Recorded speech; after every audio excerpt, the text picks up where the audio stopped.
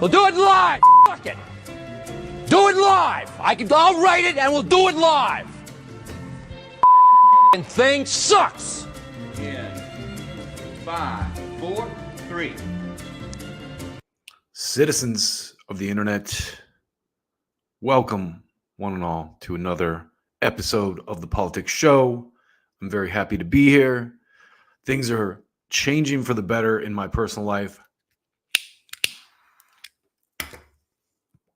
And lucky you're going to get a lot more of me in the near future.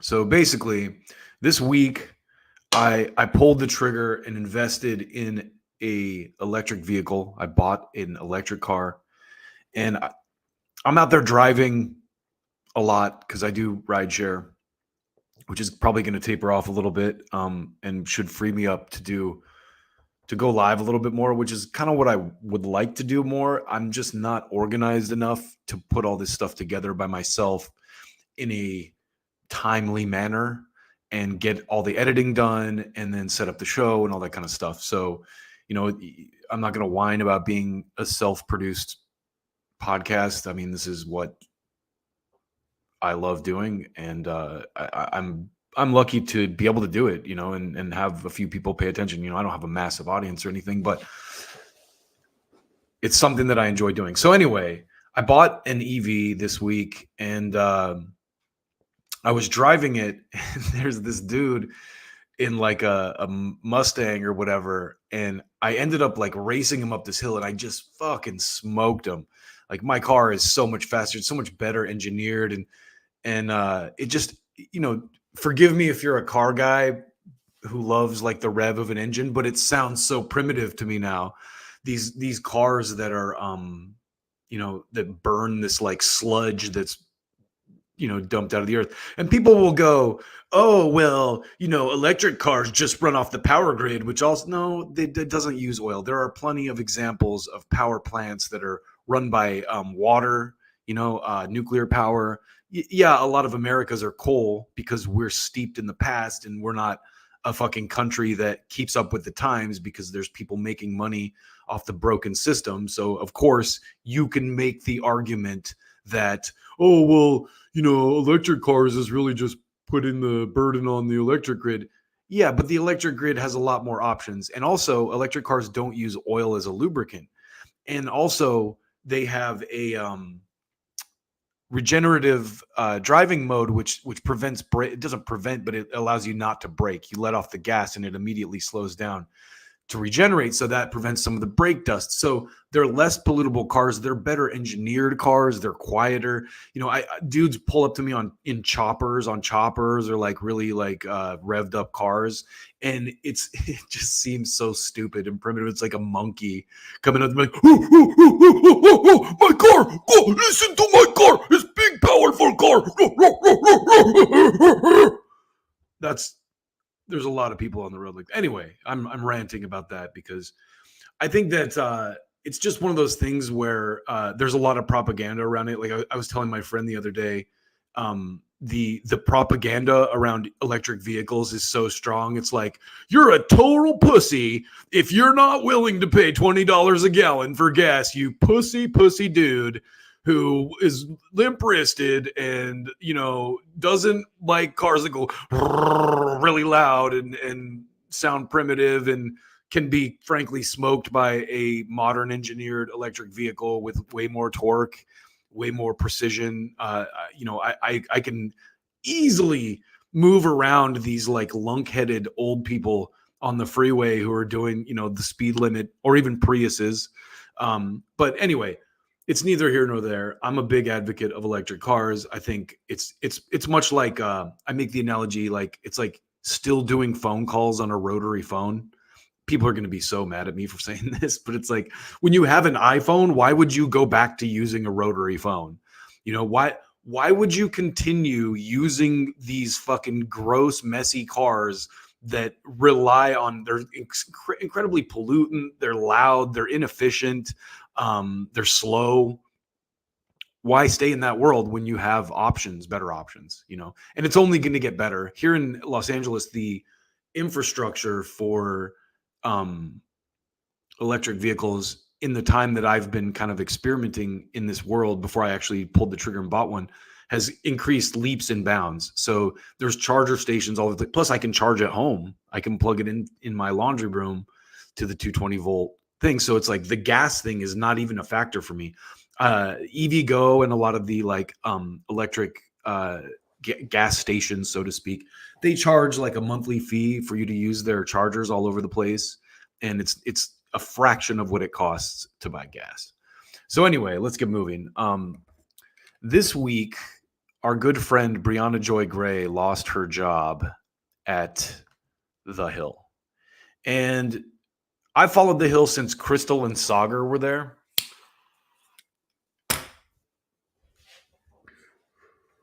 And I never really thought I would watch The Hill again after they left, because I kind of liked the show for them.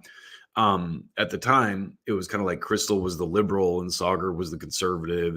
It's the typical like kind of what Crossfire was in the late 90s, early 2000s, where it was like the liberal guy and the conservative guy, or Hannity and Combs, which was a very tilted version of that, where Hannity's the big tough conservative war advocate and Combs is like this pussy limp-wristed dude who barely speaks loud and just, anyway. So when they let Brie, I unsubscribed from The Hill immediately because they fired her I should have unsubscribed when they fired Katie Halper, but Katie Halper she was kind of a contributor, I think. I love Katie Halper too. So anyway, I immediately unsubscribed, and The Hill is going to suffer for that. But I wanted to show you what Brie's last piece was. I don't know if this was her like the very last piece before they fired her, but this is fire. So let's talk about it. God damn it. I keep hitting the wrong button. the pains of doing a live show, right? All right, let's arrange it. Here we go. So just watch some of this and got some flack for a new segment in which he makes the case for Israeli superiority. Let's take a listen. Because values and customs make a difference, okay? And the people of Gaza, by the way, if the Israelis did get rid of Hamas, they'd be doing a giant favor to the people of Gaza who hate Hamas too.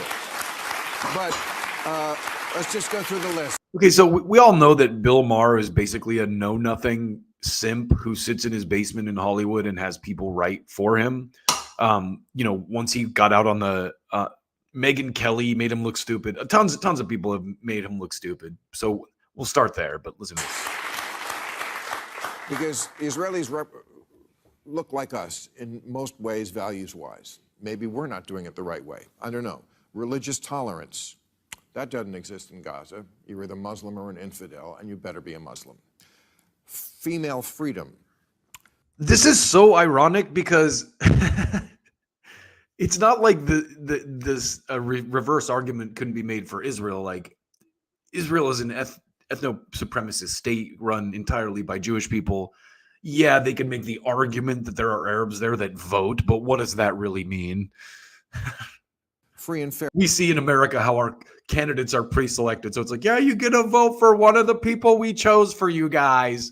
Pick which flavor of shit popsicle you want to suck on for the next 4 years. Fair elections. Free speech. Gay rights. Can I just finish my list? Pedophilia.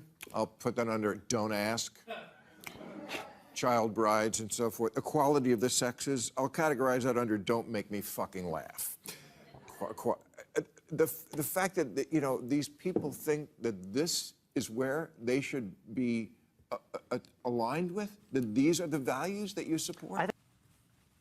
Now, if someone complained that Jews didn't share our values and customs, that they didn't look like us, that, say, calling themselves chosen people was evidence of religious intolerance, if someone accused Jews broadly of pedophilia or sexual deviance, citing Weinstein, Epstein, and let's say Seinfeld, and argued that as a result, they didn't want to live in a country with Jews, I doubt we would struggle to identify those remarks for what they are: bigotry anti-Semitism. Now, Maher's commitment to Islamophobia is nothing new, nor is it subtle. He has argued that Syrian refugees should be rejected because, quote, their cultures are not like ours, an argument eerily reminiscent of a justification used to deny Jews asylum as they faced persecution by Nazi Germany. He's argued that Islam, the religion that shares more with Judaism than any other religion, is, quote, the motherlode of bad ideas. He's described Muslims collectively as threatening and joked that Muslims, who comprise 25% of all human beings on earth, that they belong to a, quote, culture in its medieval era. So this got me thinking, because I don't know if you remember this or not, but Bill Maher made this movie a while back called Religulous.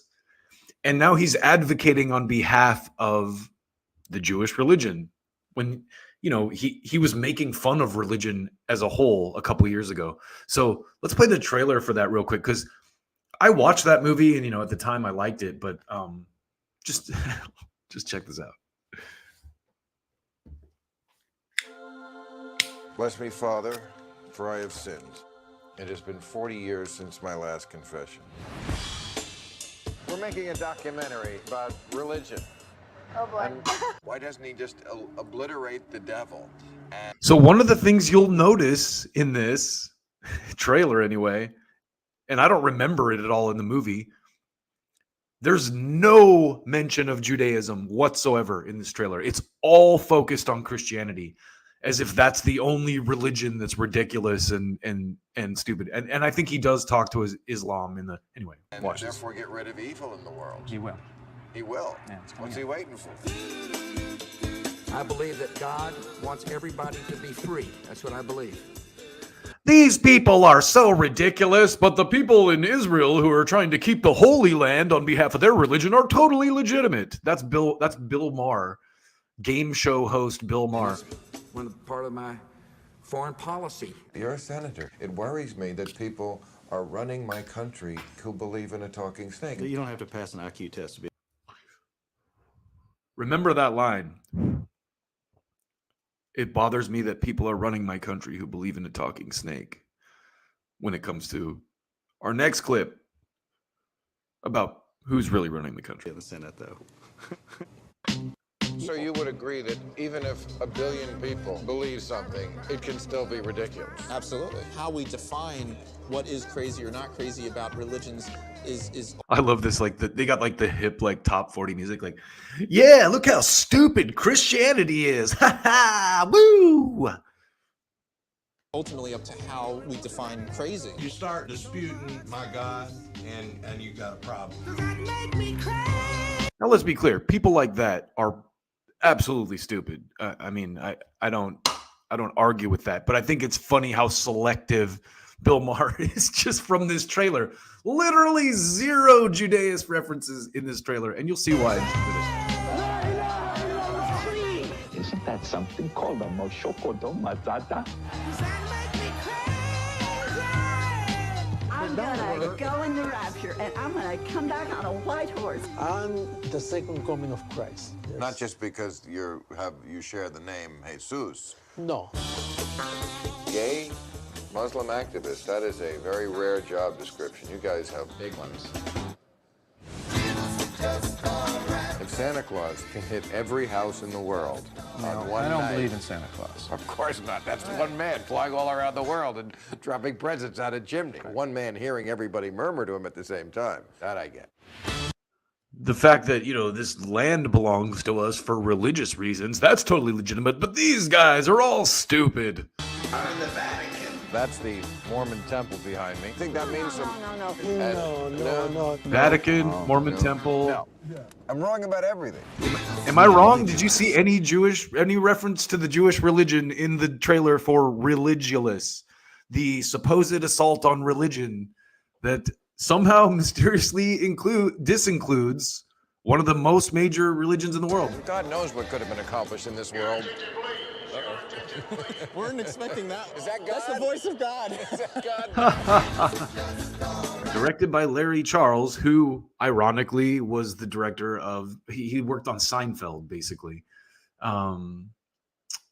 I don't know a lot about Larry Charles, but he was a staff writer for the sitcom of Seinfeld for its first 5 seasons.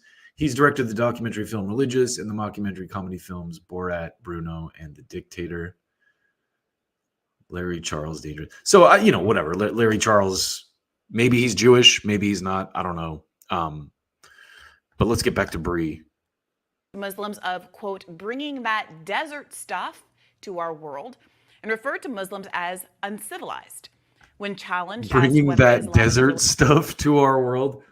I hate to break it to you, Bill. There's a lot of desert in America. Religion of peace, Maher once quipped, yeah. Vegas is kind of wild in Arizona, though. So maybe that's the desert stuff he's talking about. They blow you up. There's a piece of you over there. There's a piece of you over there. There's a piece of you over there. There's something deeply ironic about Maher's claims, especially made just about a week after we all watched a Palestinian man hold a baby aloft with a crucial piece missing.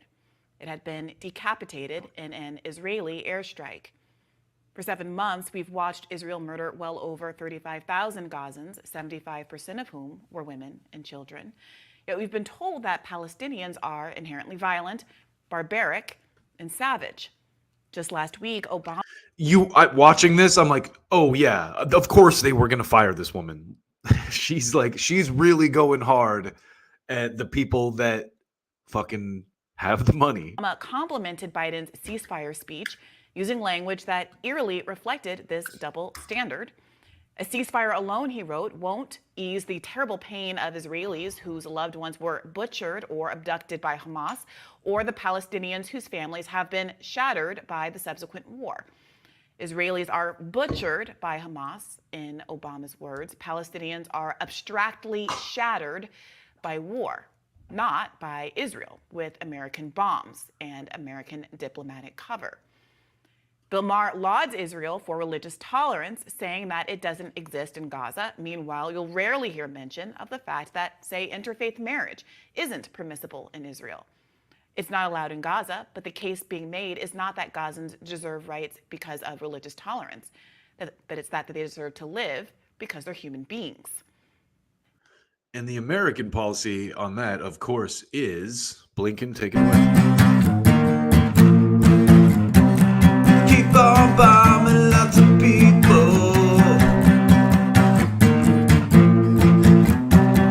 Keep on bombing lots of people.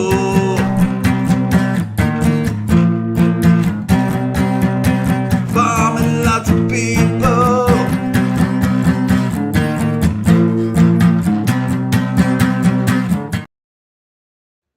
So anyway, I wanted to show you these. I was watching the YouTubes, and the algorithm fed me this interview with Jon Stewart by the Two Bears 1K podcast, which, if you don't know, is Bert Kreischer and Tom Segura.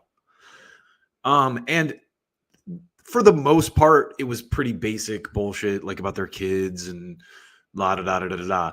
But there's a point where, I mean, listen, I have a deep connection to Jon Stewart. I mean, even my set kind of looks like The Daily Show. I use like blues and stuff like that. So I'm looking for reasons to forgive this guy for how terrible he's been with everything. All right, admittedly. And I think this is pretty good. I think at the end of the day, these clips here show that he gets it to some degree, whether you like Trump or hate Trump, or whether he likes Trump or hates Trump. But anyway, let's just watch. And in the way of, it is a protest for the status quo being so unsatisfactory for people. It's the kind of thing that, like, I remember this was 15 years ago, somewhere along the line, 20 years ago, there was a poll done. Everybody made a big deal of it. Who is the most trusted newsman or newscaster in America? And it was Tom Brokaw and Peter Jennings and Brian Williams and Diane Sawyer and Jon Stewart. Yeah. And Jon Stewart won running away. Yeah. And I kept trying to explain to people, like, I could have been dildo wrapped in gold and that would have won, because what people are expressing in that poll is, I'm dissatisfied with the status quo and the establishment delivery of this service. They have lost my trust. God damn it. He just fucking nailed it. Like, when you watch what he's been doing on The Daily Show, and even Bill Maher, all the guys like Jon Stewart and Bill Maher, it feels like they don't get what he just said about the status quo. But Jon Stewart just eloquently put into words exactly what's going on with Trump. People, like, I don't like Trump per se. I don't think he's any different than a lot of the fucking rich cunts in fucking politics. But he's something different.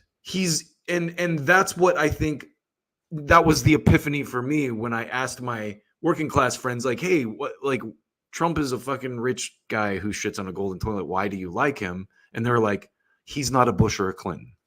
So clearly Jon Stewart gets that. And he just told you that he does. So let's keep watching. And so people in my area, you know, I'm sure Maher gets it. Tucker Carlson gets it. Like, all the people in the space of giving opinions about the day's event. I mean, that's honestly, how did Trump become president? Well, I was about to say, same shit. It's the same analysis, right? Because everybody who goes, how the fuck is this guy president? Or, you know, how is he getting this support? What most people you would hear, they're like, he's not like these other guys. You know, he's not from that political landscape where they say the right thing. And like, he was just this wild guy who was saying he is not a member of the anointed political class. We just talked about how, you know, voting in America is like choosing between two pre-selected candidates that the donors are fine with. And I think Trump probably fits into that realm anyway, but the fact that there's such an enormous pushback by the status quo against him is why people like him. Things, and then that was exciting to people. It was exciting that somebody was, and the wilder it would get, the better. You know, everybody kept saying, "Well, he's certainly, now that he said that, it's certainly done. Over." Yeah, and everybody's like, he's going up in the. I think what ended up happening there is, it was like an antibiotic resistant strain of something, and so people kept saying, well, certainly if we hit it with strep and if we hit it with erythromycin and penicillin, it would have to die. Sure. And then it was just like, nope. Not even close. It's too strong. Too strong. It's way too just strong. Keeps going. And no, and I think too, it's, you know, it seems like everything is being done to not have this guy, you know, on ballots and everything other than just have a better idea. Holy shit. See what I'm saying? Holy shit. This is what they were making fun of Carville for on Jimmy Dore the other day. Like, and like, hey, we're throwing everything at these guys and nothing's working except having a better option, or like actually saying, hey, we're going to fucking do something for voters. And again, Jon Stewart right here proving he knows this shit. I haven't watched The Daily Show recently, admittedly, so maybe I'm missing it, and he really is laying it down. I think that if he was, that's probably why I haven't heard much about it recently, because he is saying some stuff to that effect, and it's not being like regurgitated by all the shit libs on Twitter. Anyway, just fucking beat him. Yeah, that exactly. That is not being done. No, but all these other things, and I feel like if they succeed in getting him convicted or off ballots, right? I do think people are going to lose their. They won't. I don't think they'll succeed getting him off ballots in any way. Yeah. I really don't. I think that chance. I think if they had done, and again, part of this is his understanding of the system. Part of his appeal was the system is rigged, and I think everything he's experienced through here is an example of that, just not necessarily the way he thinks. I think it's showing if you've got money, doesn't matter how many felony counts they throw at you. Yeah. You can hold that off till you get granted complete immunity by becoming president of the United States. So that's a side of it that I never really considered, but it's true too. I think what's going on with Trump is proof that there are really two legal systems. And if you're a guy like Trump who has a bunch of money in the bank, the system's not going to put you in jail. And so it's kind of just like a self-defeating exercise in a lot of ways, especially when you think about the reality that the people that are so overjoyed about Trump being prosecuted on paying hush money to Stormy Daniels were people who supported Bill Clinton through the Monica Lewinsky scandal. So, I mean, that they've become the people that they supposedly hated, the hypocrites on the right, you know, who were like super concerned with family values until one of their senators, like that guy David Vitter, got caught banging prostitutes, you know, or one of them gets busted into they're anti-gay, and then like all of them are secretly gay and go into like, you know, gay bathhouses and stuff in DC. That's always how it works. Like when people start posturing and being overly pious on some shit like that, you know, it's because they're compensating for one of their cardinal sins. States, but the difference is somebody can be right about a diagnosis and wrong about the remedy. Mm-hmm. So like he can diagnose the system as rigged, and it obviously is. I mean, when they talk about his real estate transactions and they talk about, but I think the part of this that Jon Stewart maybe neglects to see or isn't seeing is that he's one of those people in that realm too, and people. That's why like the criticisms of Trump fall flat from people like him, because it's like, yo, dude, you're part of that cabal. Like if you have the resources and the money to live outside the legal system too, you know? And so like your self-righteousness and your piety and your, you know, oh, democracy, oh, Trump is such a threat. Like it just falls completely flat because you're one of those people. Like we can't take you seriously when you whine about Trump, you know? Out goes, that's just how things are done. Like you go to the bank, you lie about what you have, they give you more money than they should at a lower rate. And then when you go there, you lie about that, and then they give you, and you just go like, oh, really? That's how it is? And this got me thinking too, like people lie on their resumes.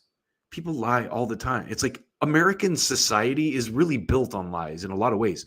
A lot of people are living lies in their marriages. I was for a long time like, oh, it's because tradition, we stay married because that's how we're supposed to do it, and we're just gonna live a sexless fucking life and like a bunch of schmucks because that's what the Bible says, you know. And that's the fucking house of cards that our American society is built on. It's a bunch of fucking hypocrites pretending to adhere to values that they violate every day in their personal lives. And so the interesting thing is once that gets exposed, a reformer comes in and says, I'm going to straighten this out and make it fairer. Again. Because it's right. Special interests. Yeah, you got to go to Washington all the time, man. There's more defense contractor lobbyists than there are people in Congress. Yeah. They're outnumbered. Sure. And they are wined and dined. Deep pockets. You know, the greatest example is like Wall Street. You know, people in New York, the senators, the Congress people are supposed to be progressive. Wall Street gets away with a shit ton because they pay all those legislators. This would be the place where reform would have a home. Yeah. New York City. They're all like, well, maybe the tax should be 20% on capital gain. I don't know. Yeah. You know, maybe if you have a hedge fund, it shouldn't get taxed like regular money. So just to take a sidebar from this for a second, again, I think Jon Stewart's nailing it. He clearly gets where people are coming from, but this is the type of thing that really makes people think twice about Donald Trump for president. Listen to this. Just few people know the So this is Andrew McCabe, former director of the FBI. inner workings of the FBI better than you do. And you've also personally experienced the pressure from Donald Trump. And when you see him promising this wholesale takeover of the Justice Department, I wonder how you worry about what that would look like. Yeah, Caitlin, I mean, I worry a lot about it. And I think it's, when you think about these things and you try to predict how Donald Trump is going to react or the steps he's going to take, you really don't have to go any further than listening to the things he says and does. I mean, his comments recently are offensive and horrendous, but they're not surprising in any way. He's been saying this for quite some time. I will be your retribution is his refrain to his supporters. So, you know him, you know what motivates him. He is not a person who is driven by principle or ideology. He is someone who's entirely transactional. And if he feels like he's been wronged in some way, then he focuses on revenge and vengeance. And so he's made it perfectly clear that that's what he's. It's crazy how every accusation with these people is such a confession. Like, what are they doing right now? Complete lawfare through the courts. So this guy's worried that if the balance is a power tip, he might be the target. Now, even though he has had his guns aimed at the former president, and see, when I see this kind of stuff, because there's a lot of people on the left who are rightly critical of Trump, who are like, no, he ain't gonna do shit. Like, the idea that he's gonna like clean anything out is a joke. But when I see this kind of stuff, like these kind of like admissions, I guess, from people like Andrew McCabe, who used to run the FBI, I think that's evidence that they're fucking scared that that maybe they will be a target if he gets back in. And so to me, I think that's a lot more evident, or like valid evidence of why, like, if you're on the left, kind of like just sitting back, if you don't want to vote, just letting Trump win is good. Because first of all, people like that guy are scared of him. But second of all, it's going to change the dynamic to a place where all of a sudden the left is critical of the government again. And I think that dynamic combined, like, if you listen to Trump talk on the campaign trail, he's talking about ending wars. He's talking about closing the borders. He's talking about all that stuff. So any of those causes that the left unites with the populist right on, we can work together to hold him accountable if he's president. I guarantee you, if Trump gets in and he doesn't pull back on Ukraine and doesn't, do something to stop the fighting in Gaza and stuff, the right will hold him accountable.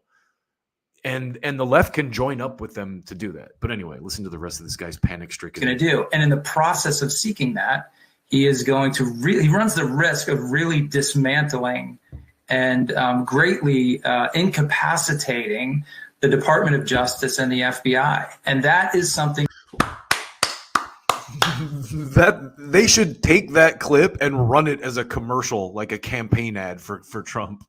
Like, I just want to hear that one more time. And greatly incapacitating the Department of Justice. Hold on. Is going to he runs the risk of really dismantling and greatly incapacitating the Department of Justice and the FBI. And that is something that Americans on both sides of the political aisle should be worried about. Yeah. Wow. That should be something that Americans on both sides of the political aisle should cheer and applaud and hope for, because it doesn't matter who your political enemies are. They have been targeted by the FBI now. MLK was targeted by the FBI. Malcolm X, targeted by the FBI. Trump, if you're on the right, targeted by the FBI. Steve Bannon, targeted by the FBI. There you go. We have a lot more in common than we care to admit, but let's keep listening to this douchebag. Yeah. We depend on those institutions to protect us. Well, what do you think and he is proposing to tear them down. Yes, I know. If there's one thing Americans are worried about, it's they're like, what will I do if the FBI isn't there to protect me? Oh my God.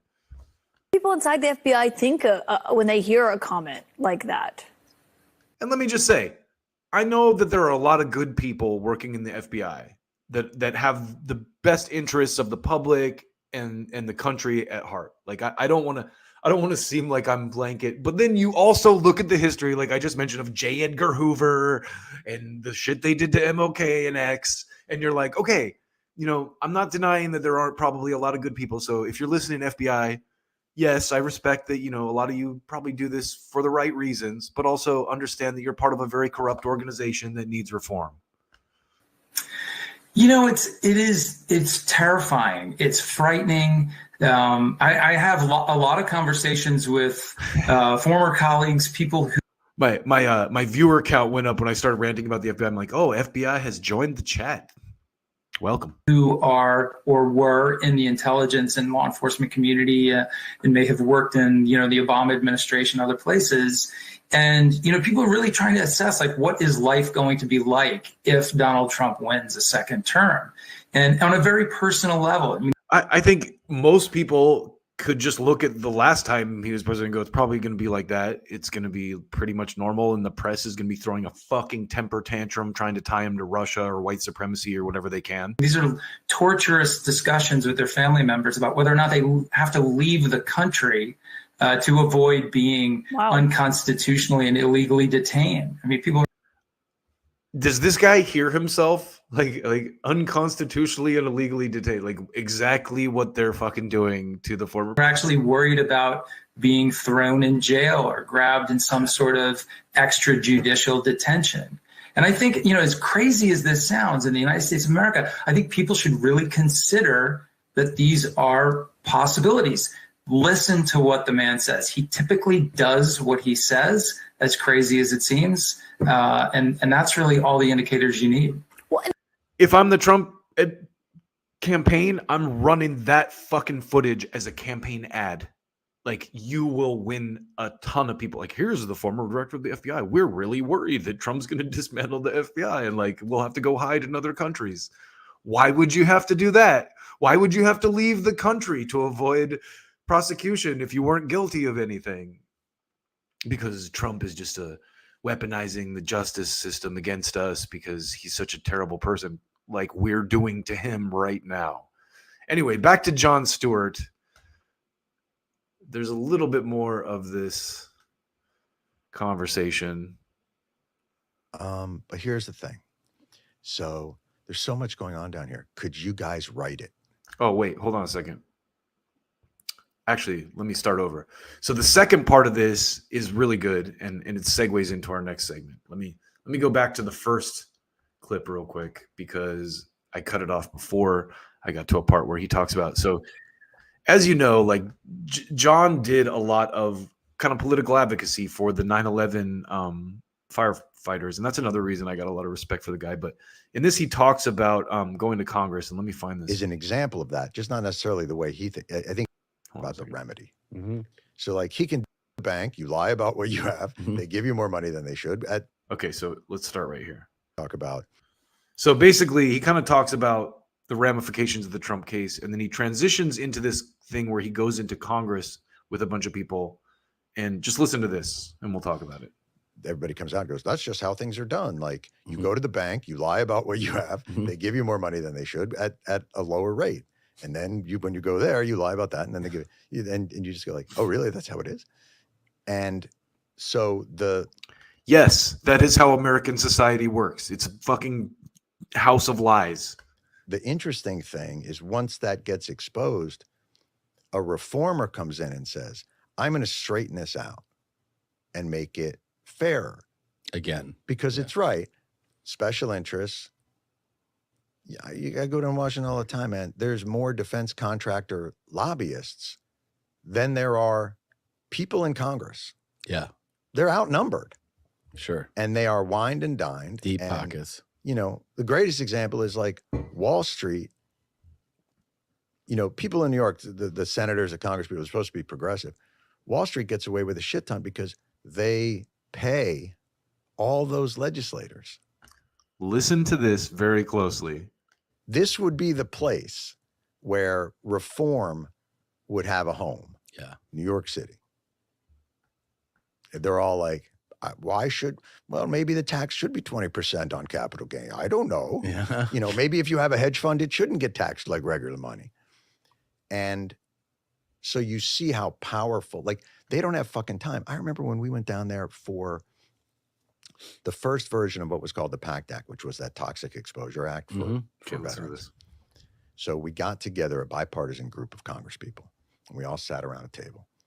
And I was there with Rosie and Leroy Torres, who were going to lay out like what they'd been through over the last 10 years, what was going on these military bases, all the terrible health effects of the different things. It was very similar to the 9/11.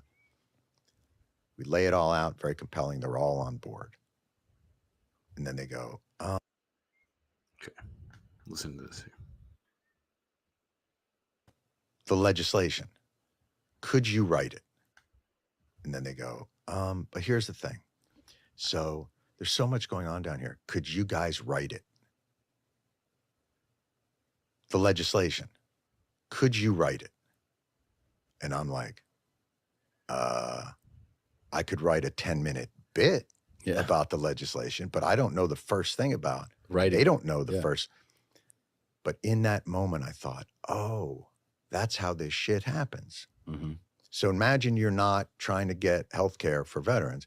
You're trying to get banking regulations eased so that you can make derivative swaps on mortgages and blow up the world financial system. And you go in and you say, oh, this is this thing, and it makes a ton. And they go, it's so busy down here. Could you write it if I have to? Right. And they write it. Wow. So much of the legislation is influenced and written by the people it's supposedly reining in.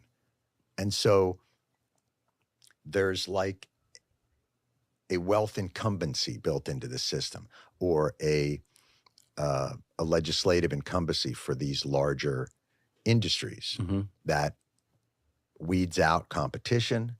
It infuses corruption, and is really hard to stop. And what Trump is saying is, yeah, that system is rigged. But what he's not saying is, and I'll reform it. What he's saying is, so if you don't mind signing that deed over to me, I'll take care of it. Yeah. And that's the part that he's not interested in a fairer system. He's interested in to the victor go the spoils. And I think a lot of people at this point don't care. They're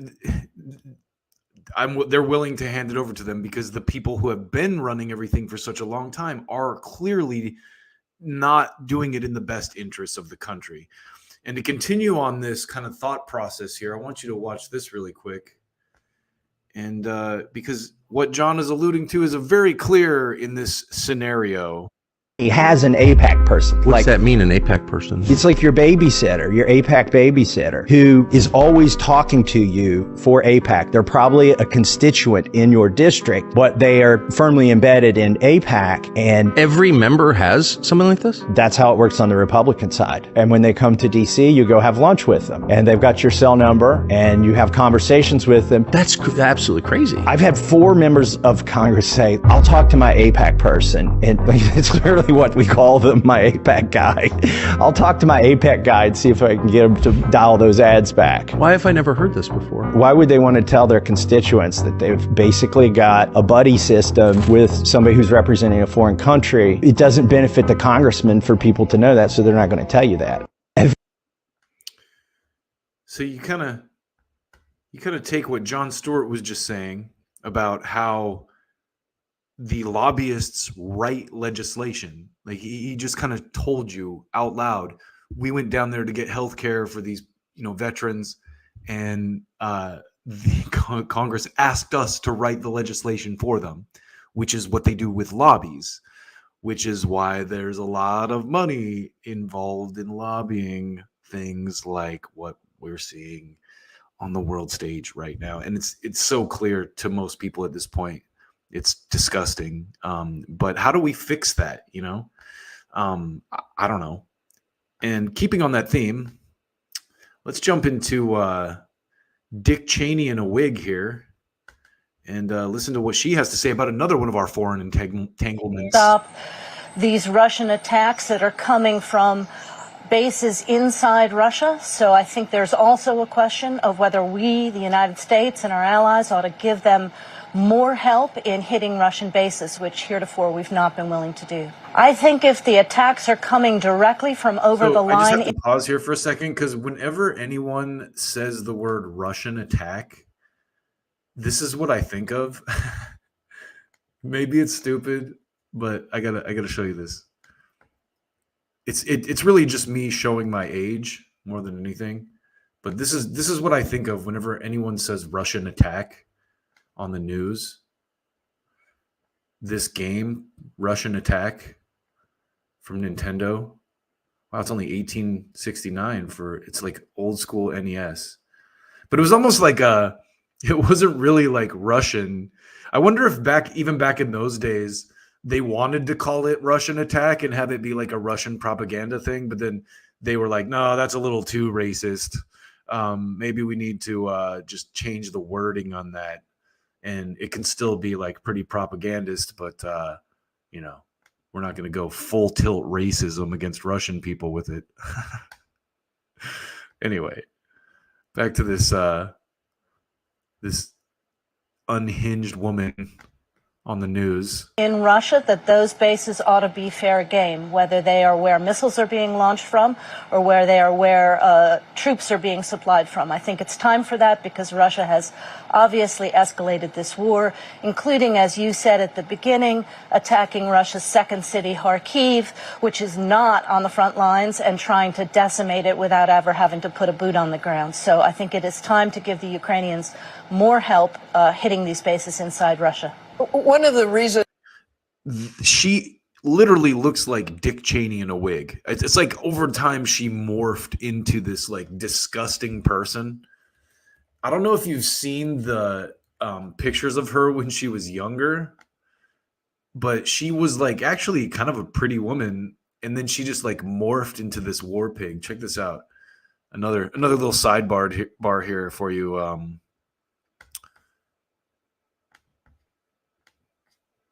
So this is Victoria Nuland, acting deputy U.S. Secretary of State. I don't think that she is anymore. But look, this is her when she was younger. She was a pretty woman, you know. Like she looks like so young and hopeful. And then she got infused with the Dick Cheney. Look at that. Her face is already like morphing into a Cheney-esque thing, and then here she is, like full Jabba the Hutt right here, you know. Oh my God. Administration has hesitated is because they believe it will escalate things even further with Russia pull the U.S. further in. Why not? Why do you think that's a good idea? I think it's really just evidence that kind of progression of her is like just really evidence that like disgusting, you know, thoughts and motives will eventually manifest themselves in your body. Because it's Russia that has escalated this war. Russia has learned how to pull its forces back out of the range where we have allowed Ukraine to use our weapons. Basically, Russia's fucking owning the shit out of us because it's a half-assed money laundering scam, not an actual war where we sacrifice another group of people so that our companies can make a little bit of cash and get our support. So they are getting a direct advantage in this war from our hesitation, and they have escalated massively. As you know, they have flattened a third of Kharkiv without ever having to get on the ground there. So it is time to stop that and help Ukraine push them back. So these people are they're disgusting people, and they'll do anything to push war that they make fucking money off. And again, just that progression there of Victoria Nuland from young, hopeful, aspiring State Department lackey to full power Dick Cheney-esque Jabba the Hutt figure in the Biden administration is pretty telling. You know, it kind of just shows the path that she took. And Blinken, what do you have to say? Keep on bombing lots of people. Keep on bombing lots of people. Bombing lots of people.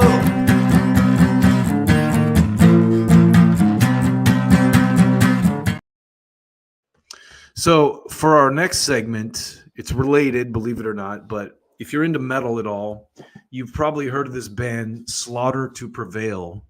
And let me just give you a quick taste just in case.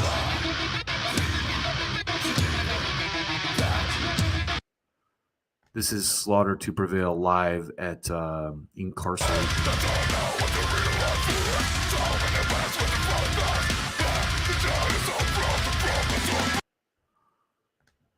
little bit more for you.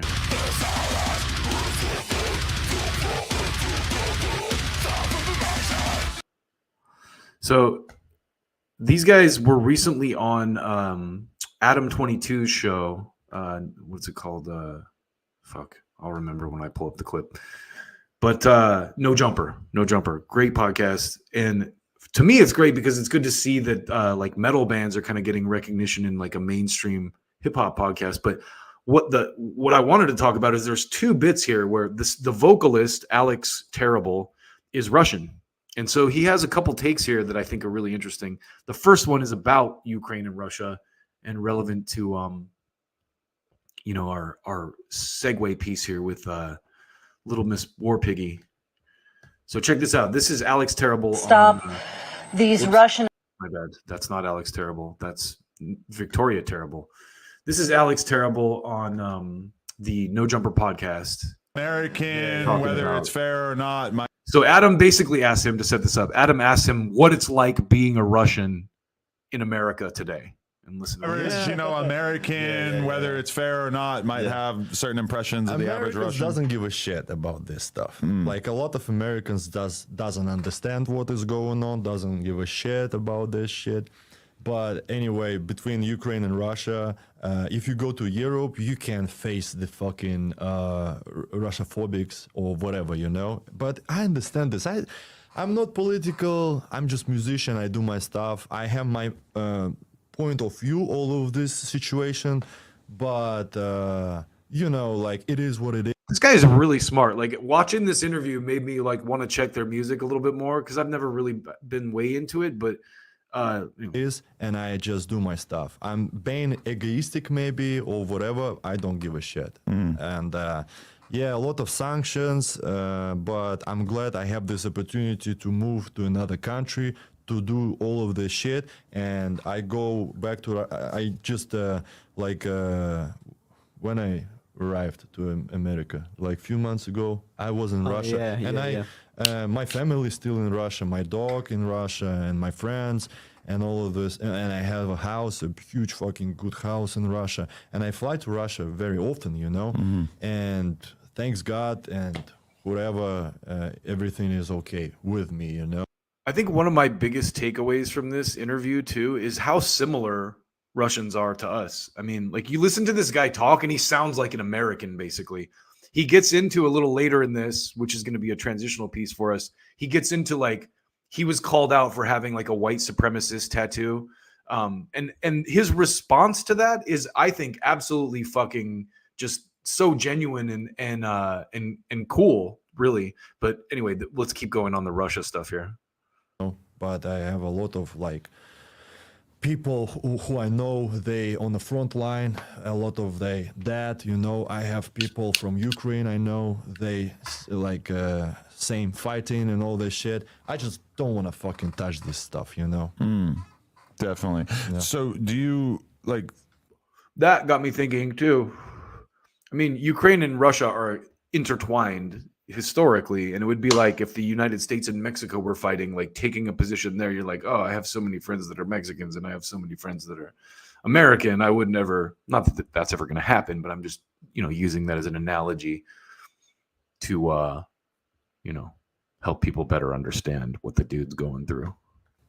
Do you look back on your childhood or your years growing up in Russia? And I feel like in America, there's this understanding or this assumption that the vast majority of the news that you can get in Russia is basically like government propaganda. Do you look back on... I love that because it is the vast majority of the news here in the United States is 100% government propaganda, but no one has that level of skepticism anymore. No one's like, oh yeah, I wonder if this is bullshit. Your time growing up there and you're like, damn, I grew up with a bunch of weird assumptions based on what I was being fed by the media, and I no longer really believe a lot of that stuff. Actually, yes, because on the one side we have like only TVs and TVs controlled by government, right? On another side, I didn't give a shit. Like when I was teenager, I didn't look at the fucking news or whatever. Right. It's way more normal for young people to be really engrossed with the news at this point. Whereas when I was a kid, well, I felt like a lot of that changed with 9/11. Before 9/11, most people I knew weren't really paying attention to the news in terms of like, because I was in high school. And then after 9/11, it all of a sudden became like so much more normalized. And then I feel like with Trump. So that's interesting too, because Adam's a little bit younger than I am. And it's like, yeah, that's when the propaganda level went and it went into full speed, like, and then when cell phones came out during Obama, like people forget about the Obama era because we just quietly drifted hard right foreign policy wise under Obama. And while we all patted ourselves on the back, like, yay, we have a black president, you know, and I'm not saying that it wasn't great that we elected a black man as president. It was, but by the same token, it kind of gave us this level of comfort or like, you know, I remember when Obama was president, anyone who criticized him was a racist. And there were a lot of legitimate racist criticisms of Obama, no doubt. There were a lot of people that like 5 minutes ago were supporting George Bush going into whatever country he wanted, that once Obama took the reins, were like, oh, war is bad. And hey, if that's the trajectory that these libertarian types needed to get to where we are today, where they're actually like on the right side of history in a lot of places, you know, people like Dave Smith, I would say, someone who is a libertarian Ron Paul guy who's like no to war anywhere and just a well-rounded smart guy. But anyway, let's keep going. It became even more normalized. And now it's kind of like, even if you're some high school kid, if you're just on Twitter and TikTok and stuff, you're getting flooded with this shit all the time. So this conflict between Russia and Ukraine started with what he just said about state propaganda too. The US media, it's even, I think it's worse now than it's ever been because the people who watch MSNBC or Fox are literally walled into their own algorithm where they're just getting fed the shit that they like over and over again. They're not being challenged. And I could be wrong about that because I get challenged a lot. Sometimes the algorithm feeds you stuff that wants to drive like your engagement. But most of the time you get walled into your own bubble. And if it does feed you something outside of that, it's something that you're like, hey, you're not right about that. From 2014, right? And it was like a huge fucking situation. And so I love what he says here too. Listen, he said when the war started, 14, right?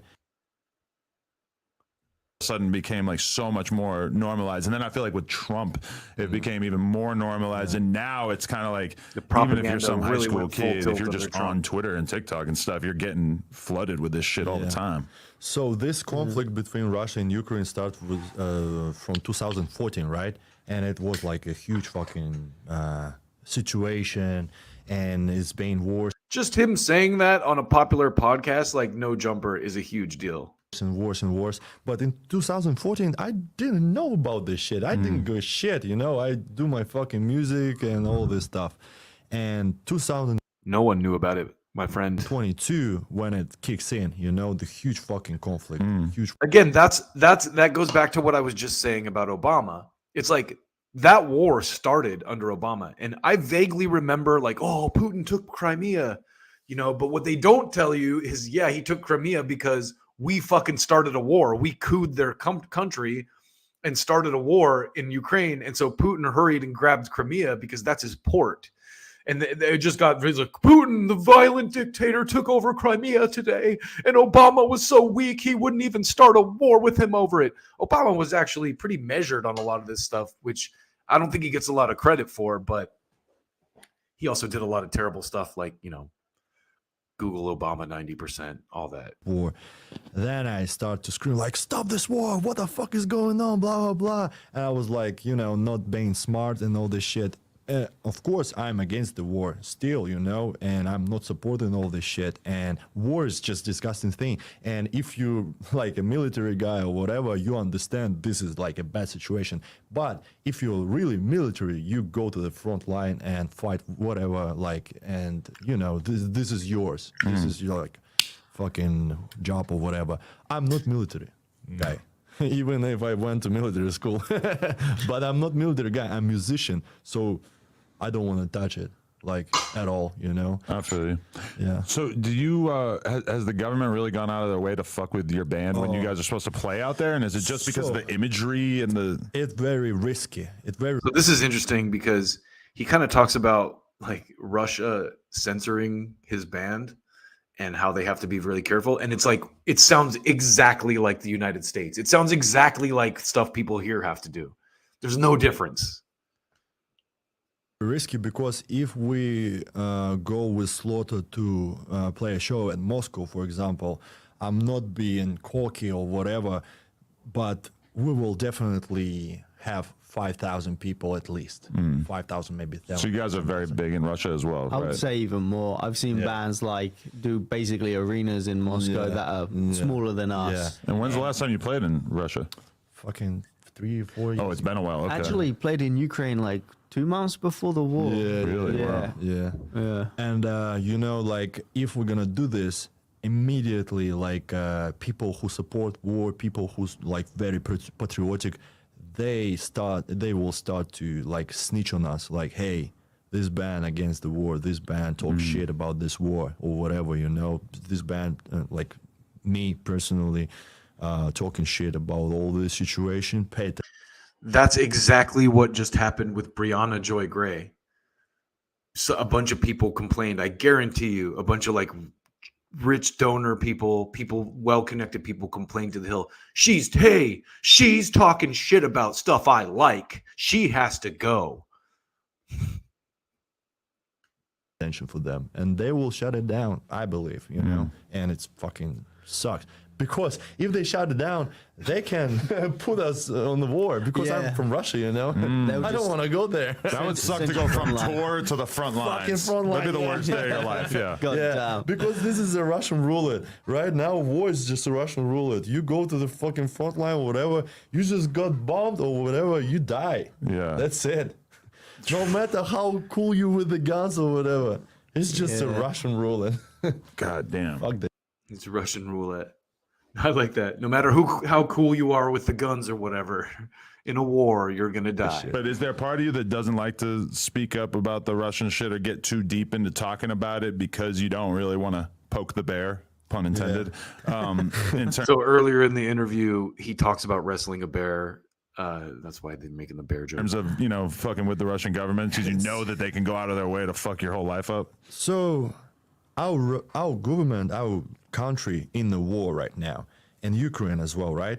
And so listen to this again, because Adam, the way he frames it is like, oh, listen to how terrible Russia is, but it sounds exactly like what's fucking going on here. Like we got to fight for freedom against Russia so we can do that kind of shit here. This timeline, you have to be strict with the laws. You have to do this shit, because if you don't do this, there is a bunch of people who want to like fuck with the government and fucking like being chaotic and push the bear, you know, and it goes like very like dangerous inside the society. And Russian government and Ukraine government doesn't want this shit, so they put in these laws. Hey, if you're gonna talk about this shit and if you do want to do something, you go to the jail for 20 fucking years or 10 years. You understand me? Because war is a serious fucking thing, right? So yeah.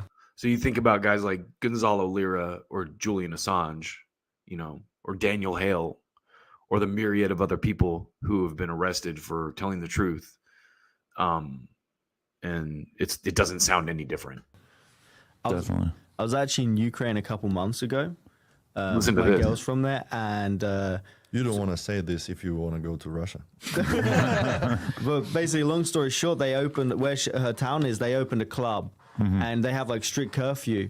Like you can't be out past I think 11 p.m. or midnight. So this club realized, okay, we can open a club. You go in there, and then you just stay in the club, partying and all that, and they let you out at 5 a.m.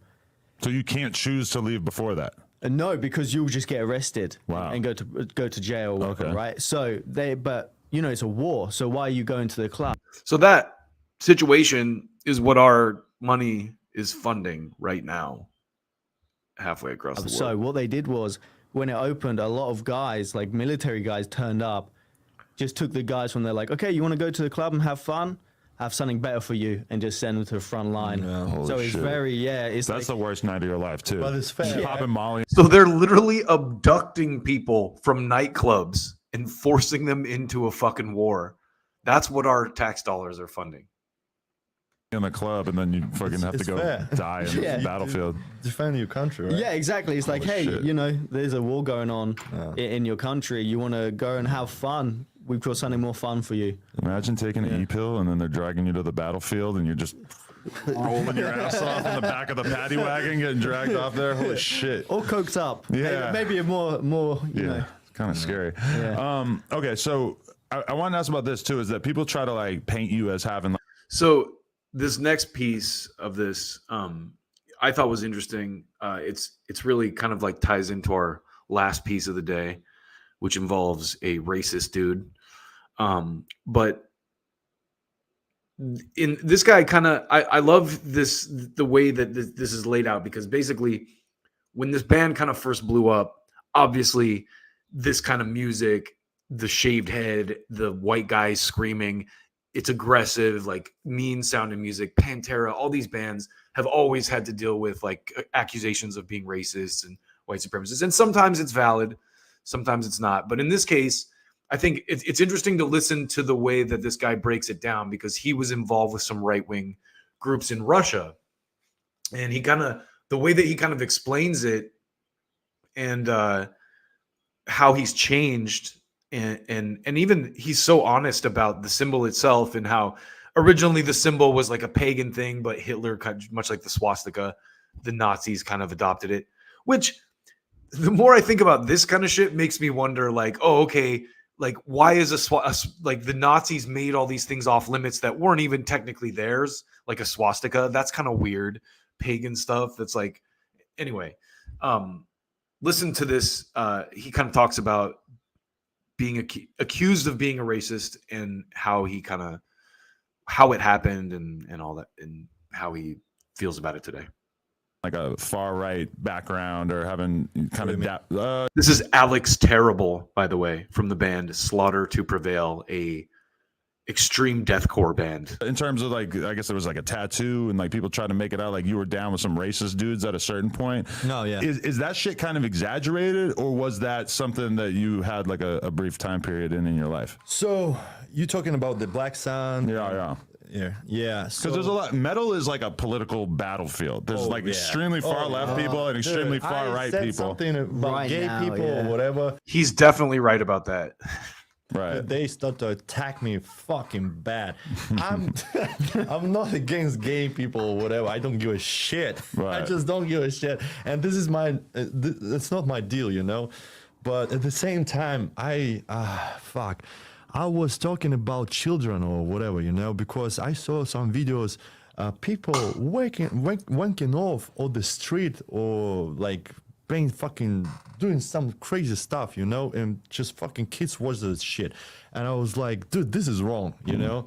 And for one side, for another side, this is not my business, and I'm gonna raise my kids however I want. And I will teach him how to live this life, so they go outside of the house, go to society, and they will stick with my morals and points of views and all this shit, but not fight with another fucking opinions and morals and whatever people believe, you know. So that is fucking brilliant. That's how I raise my kids, you know? Like, these are the values that I hold, and these that you guys should hold, but like, don't go out and fight with other people and try to convert them to your way of thinking. You know, just be smart and do these things. And I think, honestly, if the world thought that this way, it would be a much better place, because what he's saying is like just so on point there. This is my point of view. But about this racist shit, I never been racist, actually. In Russia, it was like a huge fucking, like not fashion, but wave of right-wing guys. Because we had this hard... And we kind of had that here too, I feel like. During the Obama years, like the backlash to it was some kind of right-wing. But I mean, Obama himself is right-wing on foreign policy. So it's kind of like, it's hard to wrap your head around what happened. The Obama years, I really need to go back and study that, because I think a lot of us were just so busy feeding our kids and trying to make the rent or whatever, that we, like, once Obama got elected, we were kind of like, okay, we fixed it. Yeah, good job. We got rid of Bush and we fixed it, even though he served 2 terms. And Matt, we really did not fix shit. Times with the people from the another regions, poor people from the mountains. Actually, my wife, she's from Caucasian region. So from this Caucasian region, it's so funny. Like, the Caucasians are the minorities, like, that came into the cities in this case. Regions from the poor fucking small villages, people start to come to the big cities, for example, for Yekaterinburg, for Moscow, and they start to do like gang shit, like fucking like dirty stuff, you know, and they screaming, hey, yeah, we are from mountains, blah, blah. I wouldn't doubt, and this is totally unfounded based on anything, but I would not even doubt if the U.S. funded that in some way. Like, hey, here's what we're going to do. We're going to give money to a bunch of poor people and send them into the city of Moscow to disrupt Russian society. I mean, based on historical precedent, it's totally not out of the question. I just don't have any real evidence for it, but, you know, just rabbit trailing on my conspiracy theory there. Being fucking crazy. And like people Slavic people, like white people, you know, they start to realize like, what the fuck is going on? I don't like this. And they start to being a part of right wing, you know, like, hey, we're gonna fuck you up. And I was like hang out with these guys, you know, because they hit gym, they hit MMA gym, they read books, they fucking like doing all this shit, you know. And right time before I was like self-improvement. It's wild. It's wild how like self-improvement stuff became like right wing in the last few years. Like, oh, Jordan Peterson is so. I mean, Jordan Peterson is a douchebag in a lot of subjects, but his book 12 Rules for Life is a good book. It's not right wing in any sense, even though politically he has some takes I think are completely ridiculous and insane, especially on the current skirmish in the Middle East. But let's keep going. Because of the drugs. So right after the drugs bit, yeah. So I switched from this fucking being stupid and stuff like this, switched to like radical, being fucking tough guy, go to the gym, hey, fight for your rights and all this stuff, you know? So I was hanging out with these guys, and these guys obviously was a right-wing guys, but it's not like Nazis or fucking racists. They just fucking do this stuff, like right stuff, you know. Some of them being fucking racist or all this shit, I don't give a fuck. But like Americans are so they're so concerned with racism that they're gonna be like, listen, I understand why. We're not from your fucking country, but we found a Wikipedia article about this tattoo, and so now we are convinced that we know everything about everything that you ever believed in your entire life. And it's fair enough to them, you know. Hey, this guy's such a good sport too, for like a big mean like metal singer. He's like, fair, that's fair enough, you know. He has a good attitude about it. No, I don't judge people. I don't give a shit. But I had this fucking tattoo, Black Sun, you know, because I was reading about this esoteric and fucking philosophy stuff. But to be honest, this is a fucking Third Reich symbol, you know, like this fucking Hitler's fucking company. He took it, right? Listen to what he says. He took like it, pagan. but who cares? Yeah. With these symbols, people go, fuck my people, like Russian people, you know, we fought against this shit. My people, Russian people, we fought against this shit. People forget that so much. Like, the Russians are the ones who helped us defeat the Third Reich. And, let me just go back. I just want to play that one more time. Honest, this is a fucking Third Reich symbol, you know, like this fucking Hitler's fucking company. He took it, right? Because he took like it, pagan. But who cares? Yeah. With these symbols, people go, fuck my people, like Russian people, you know, we fought against this shit. But anyway, I did this stuff and I was like, okay, right now I'm a tough guy. You know what I mean? Like stupid teenager stuff. Right now I'm a tough guy. But I paid this price because I got canceled, and after that I was like, okay guys, I will cover it up. Okay. You know, I was afraid of all of this shit, losing my career and stuff. But then after like maybe 3 years, 4 years, I'm like realize, okay, I actually was stupid, you know, and I just like I grew up, and it was like in my stupid past. But right now, people are saying I'm like still Nazi. I'm like he's hiding, he's not Nazi. I don't give a shit, dude, because this is the price I'm paying still, having every aspect of your life before you were famous analyzed and put under the microscope. People doesn't give a shit about my excuses, and it's fair enough. Right. And actually, the tattoo is not like it was from like 1 year ago. This is like 10 years ago. Like that is since it got covered up, I mean, Right. So it's not even like... And it's not about even tattoos. It's about my fucking, attitude right now, because it's changed a lot. It's changed a fucking a lot, but I cannot prove it. How can I prove it? So I don't give a shit. Yeah, because to me, it's like, even if I knew that you were actually a Nazi 10 years ago, it's like, well, I understand that that's interesting, but if you're going to sit here and tell me, like, yeah, that was part of my past and I'm not anymore, I'm going to say, okay, like, who gives a fuck? Like, people are allowed to change. Like, I'm not going to hold that against somebody. Somebody thinks it's just a fucking... mark on your life, you will not change at all. Right. You just fucking... Which is the worst possible way to view it. Okay. Like there's no forgiveness, there's no change. Like you're not allowed to grow as a person, and you was like 19.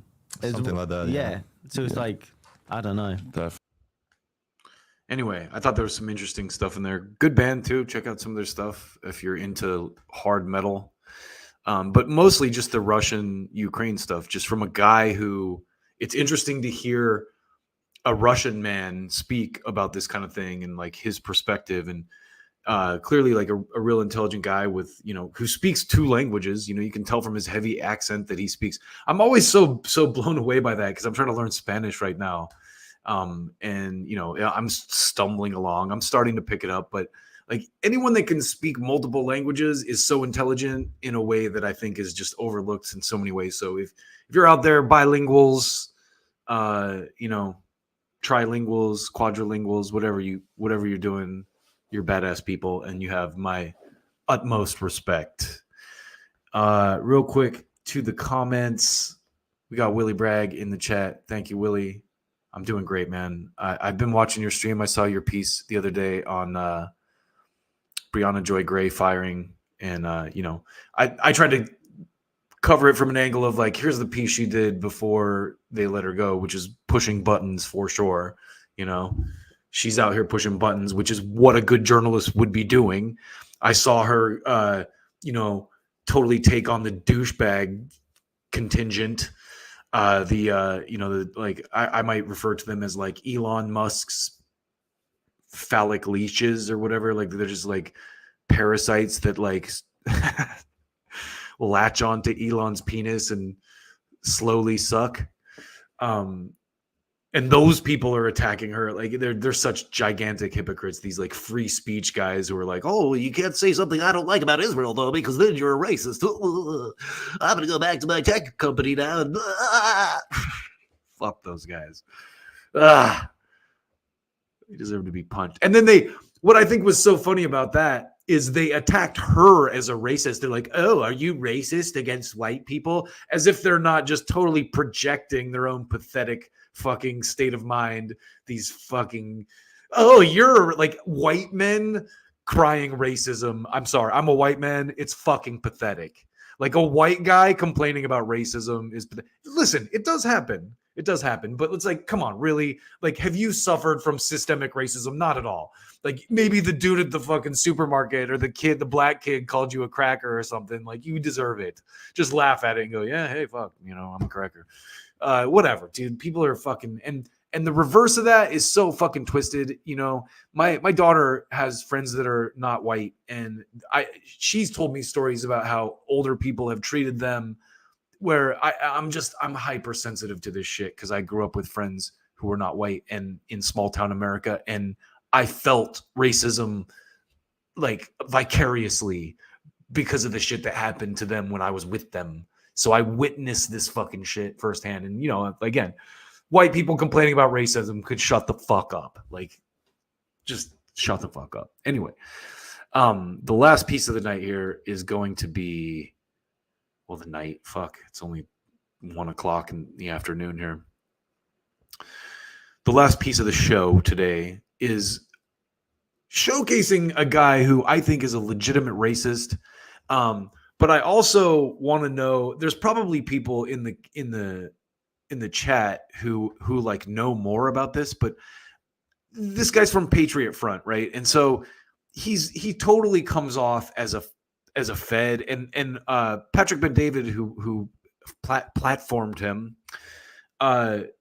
says in his headline, this guy admits he's a Fed.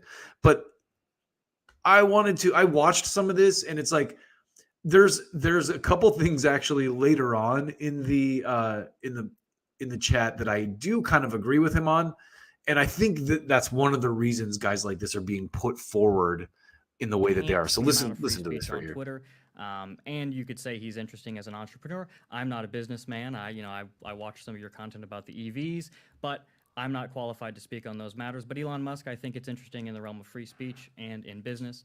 Thirdly, Joe Rogan, I think he's an excellent entertainer. And in that clip, I believe if it was allowed to play a little bit longer, he does clarify he's not an authoritative source on this. So first of all, this guy's name is Thomas Rousseau, and he supposedly represents the Patriot Front, which are those dudes in masks that do all the marches that you see on fucking social media.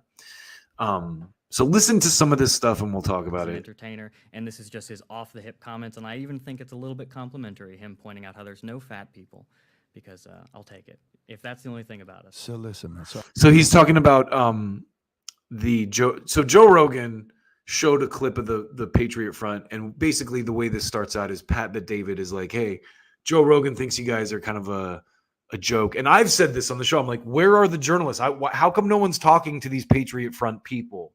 Like, who are they? They seem like they're like this shadowy federal organization.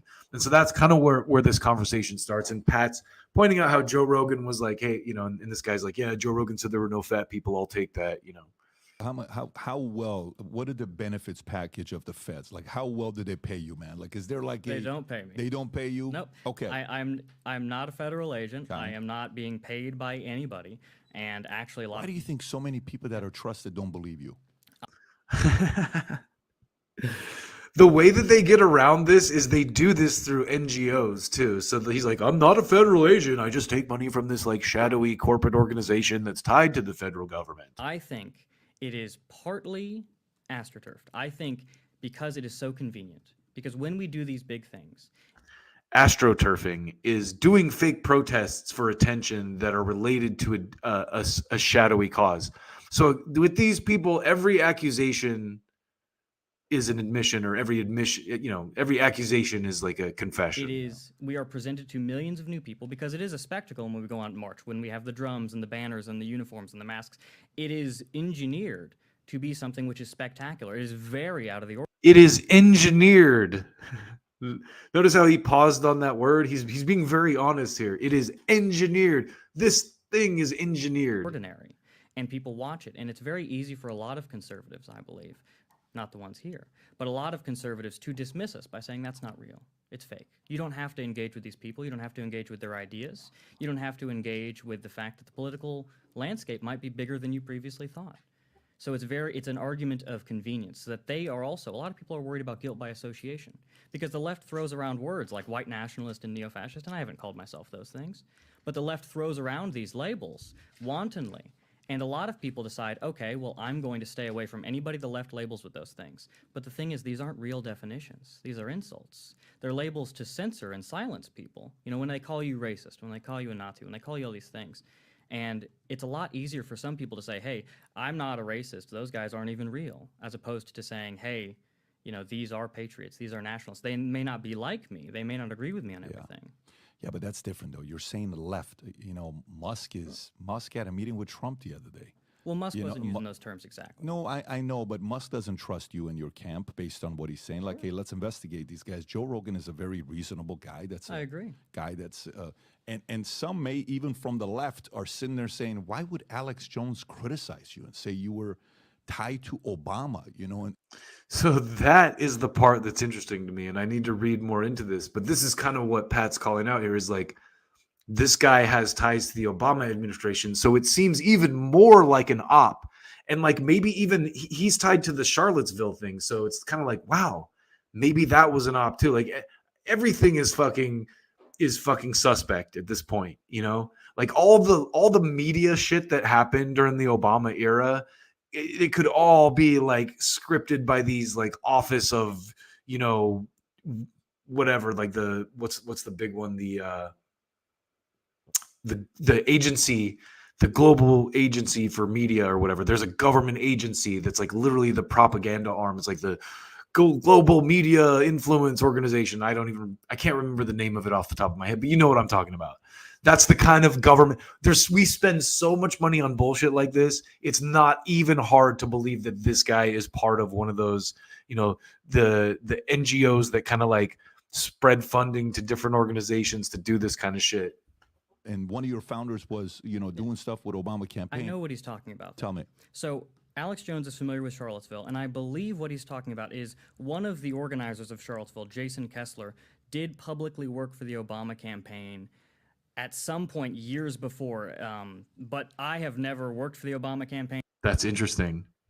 That is very interesting. So one of the organizers of the Charlottesville protest worked for the Obama campaign at one point. Oh, that's hard to believe that that's not. And it's like the way that they're going after Trump now too.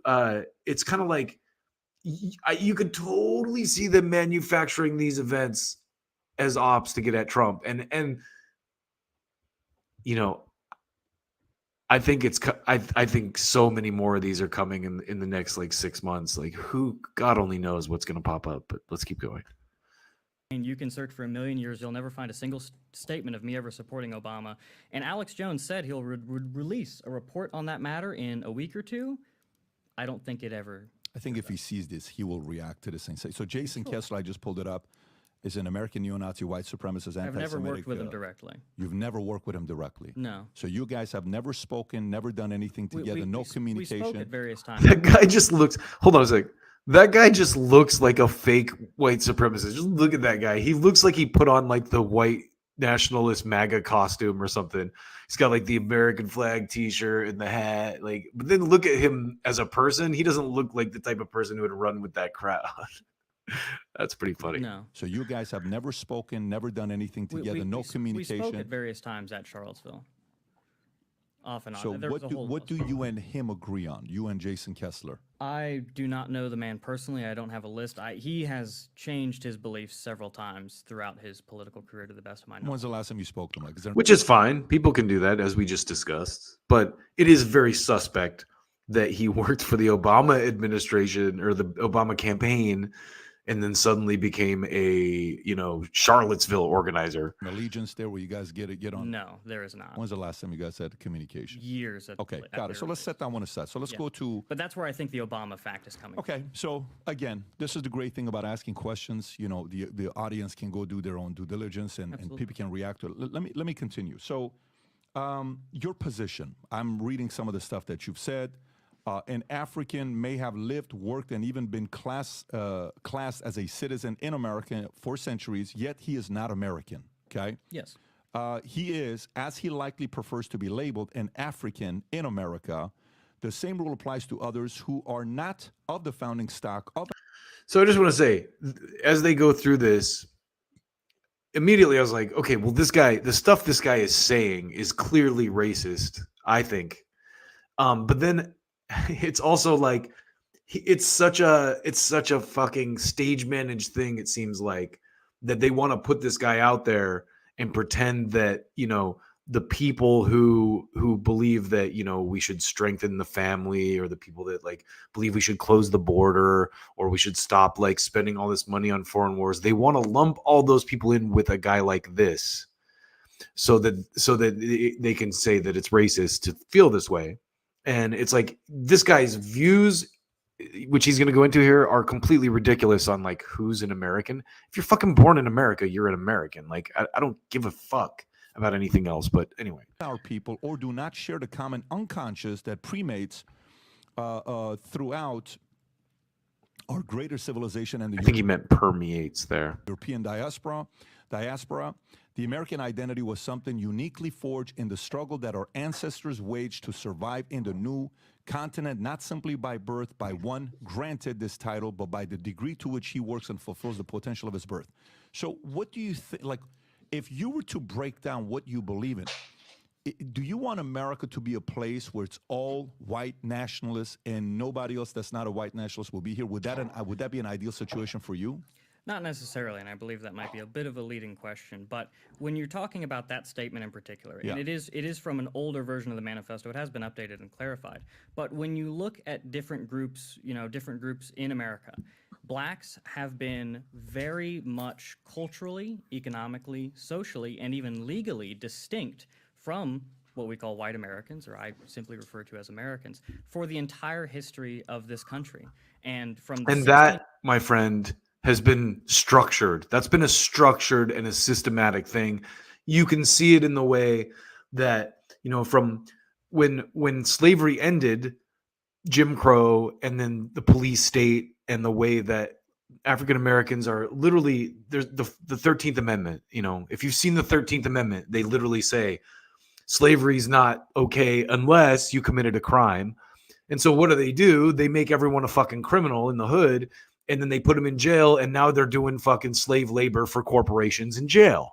So it's the same thing. It's the new cotton industry is the prison complex. 1800s to the 2020s. And yes, there are white people and Mexicans in there too. It's not just black people anymore that can be slaves. There are groups in this country that are very distinct.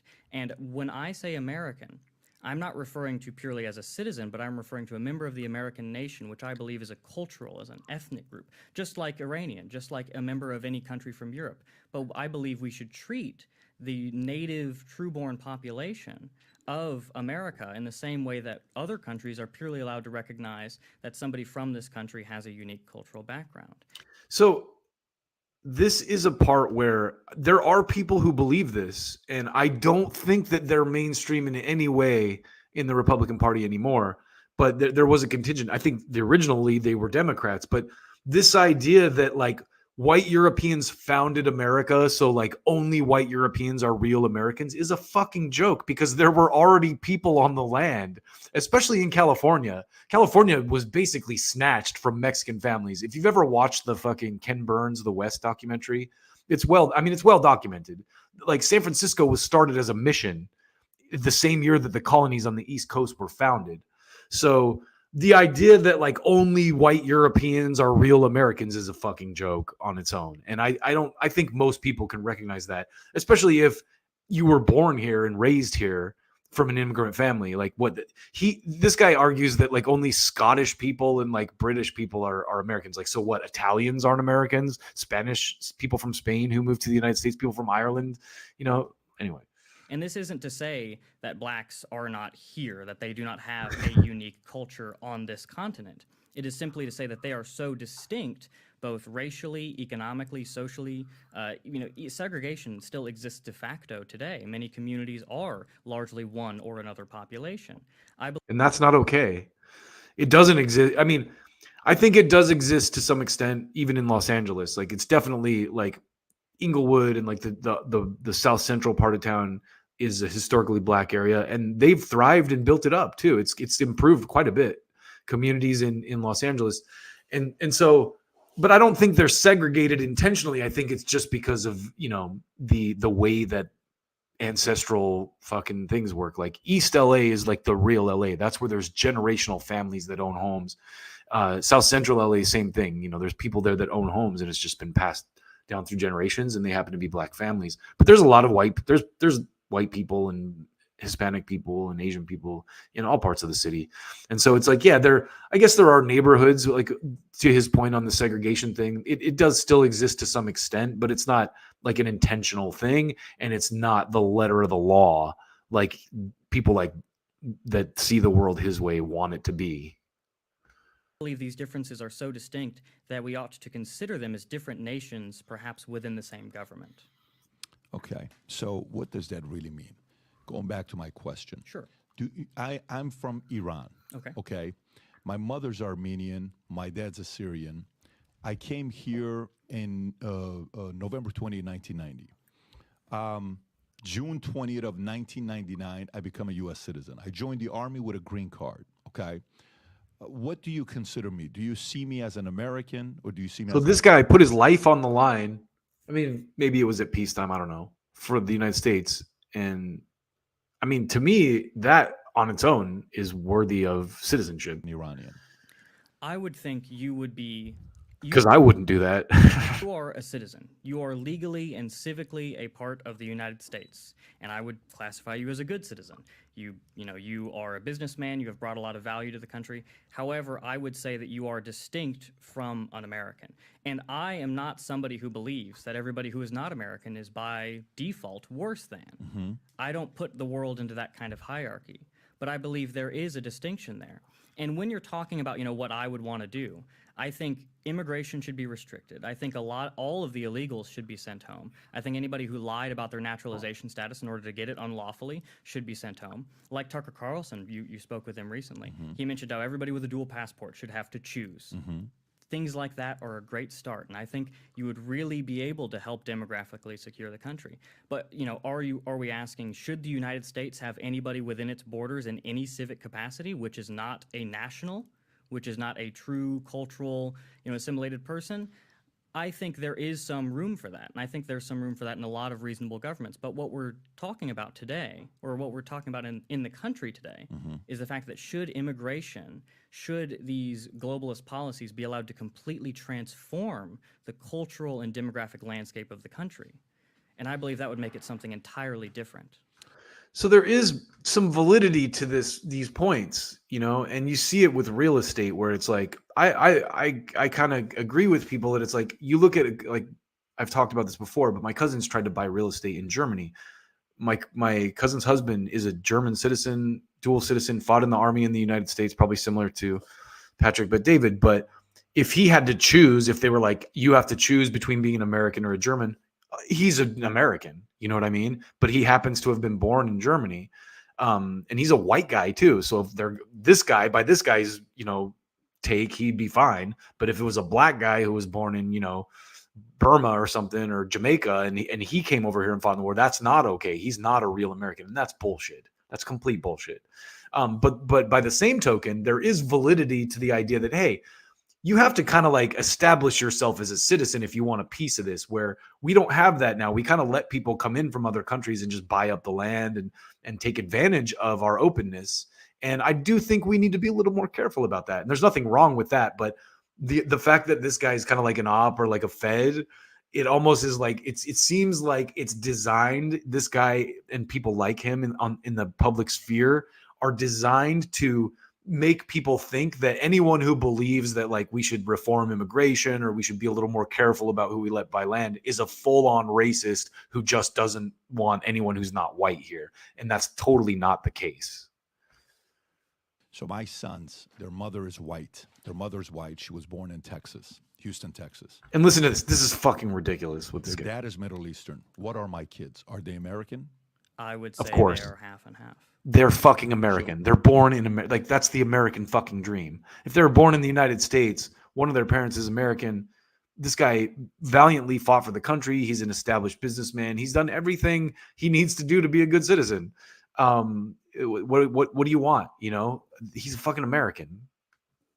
So if they're not born here to you, they're not. The other thing is, he's actually here. Like, it's a different thing if people are like Chinese wealth, like, Chinese fucking oligarchs are just buying up hotels here. That's totally different than if they're actually living here. They've become a naturalized citizen. They have a family here. They have roots here. This guy, Pat David, has clear roots. Like, he's not going to defect back to Iraq tomorrow. He's an American. He has American children. He has an American wife. There's a clear distinction between, I think what people who have like real concerns about immigration and kind of like the selling out of America versus like actual racists like this douchebag. If they're not, so what do I have to be fully American in your eyes? This fully like actor douchebag. I don't even think he really believes. Like I said, I do believe that like people like this are put into the public sphere to, mold the American mind into thinking that anyone who has these kind of concerns is a racist. You personally? Anybody. So an American, I believe, is a member of the European race, any of the nations of the European race, and they not only, you aren't American. First of all, European is not a race. Second of all, that's just fucking so ridiculous. It's like, that's the dumbest thing ever. American simply by being a member of the European race. You have to have lived in America and assimilated to the American culture, the American That part of it is understandable, and immigrants do have to do that. Naturalized immigrants have to do that. heritage, which is harder to do nowadays because our culture has been so diluted. Things have been made much less sincere, I believe, when we look back. What is our culture? I mean, that's what I would like. I would like people to define what is our culture, because to me, our culture is freedom of expression, freedom of exchange of ideas, freedom of religion, freedom of everything, freedom to marry who you want, freedom of sexuality. And I think a lot of libertarian types would agree with me on that, but this guy is not legit. Back at our history. So somebody not only a member of the European people, but also specifically a member of the who has assimilated to the American nation, just like anybody might assimilate. Got it. So have you done ancestry on your family? Yes. And what showed up? What came up for you? I have ancestors on both my mother's and my father's side that go back to the 1700s before the Revolution. And where do they come from? Scotland, Britain, and I have some French and German ancestry as well. The guy's last name is Rousseau, which is a French name. So that's interesting, because by his accounts, he should be in Canada. Was it 100% Scotland, Britain, and was there anything from the Middle East at all? No, not that I know of. No. 0% from anything Not that he knows of. Entirely European. Yeah. So for you, ideally, let me go back to it, because on another article, when you're talking about... So anyway, I'm going to move on to the next clip now, but ridiculous viewpoints from this guy. Now, here's an area, and this is again why I think people like this are an op. This is an area that I think a lot of people on the left will agree with this guy. And again, this is why I keep saying this, and I'm going to say it again. I think these people are put in the public sphere to make anyone think people who agree with these viewpoints is a fucking racist. And listen to this and you'll understand why I feel that way. You don't think America exists to ensure these places. So, yes. Got it. So for you, whether they destroy Jerusalem or not, that's not in your top 100 list that matter to you. I would say that I would think it would be a very bad thing. However, you wouldn't lose sleep over it, though. The United States, if we're talking about what we would do, I'm not in any position to write policy or dictate foreign policy, right? But the United States could act not as a arms dealer, but it could act in a more assertive tone as a peace broker. And I think that could...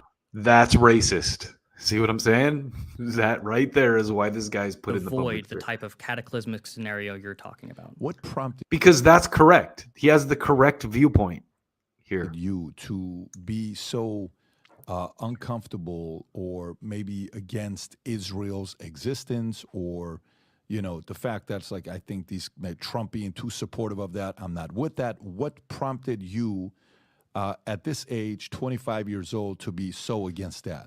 It's not. This guy's 25 years old.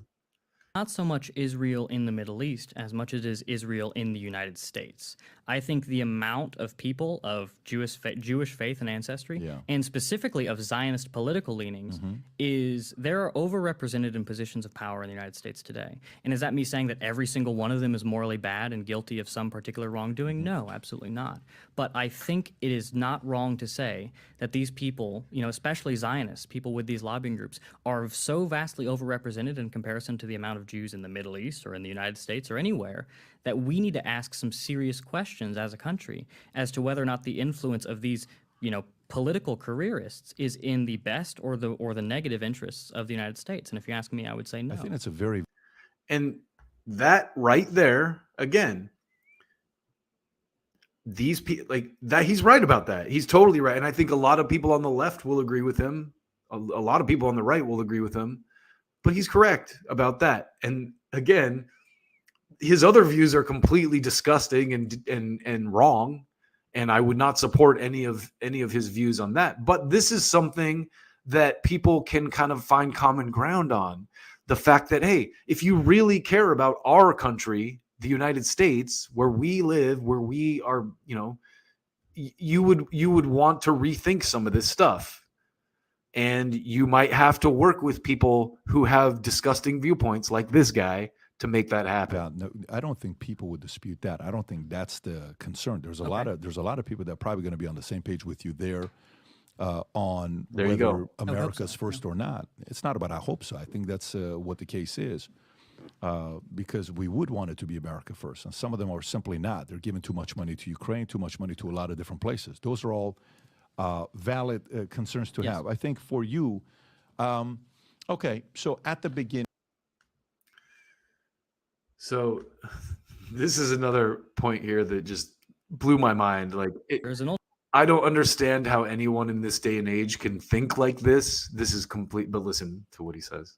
Ultimately, I got caught up in Charlottesville as somebody who wasn't super familiar with a lot of the things going on, and I found out a lot of what I didn't like. But I also found out that there's something in patriotism, there's something in nationalism that's worth having. It's just it wasn't there at the moment. Would you ever marry a black woman? No. Okay. Middle Eastern? No. Armenian, Assyrian? I want my children to look like me. Okay, that's retarded. That's so stupid. That's so stupid. Yeah, I mean, I don't even know how to counter that, because me personally, I'm way more, you know, no offense, white women, I love you too, but like I think I'm way more attracted to women who are not white, like black women, Asian women, Latinas especially. So just that worldview on its own is just fucking completely foreign to me. Okay, so got it. You want your children to. I think that's a very understandable opinion. Also, it's kind of like inbreeding. Like, you want your children to look like you. Like, the more it happens in the animal world.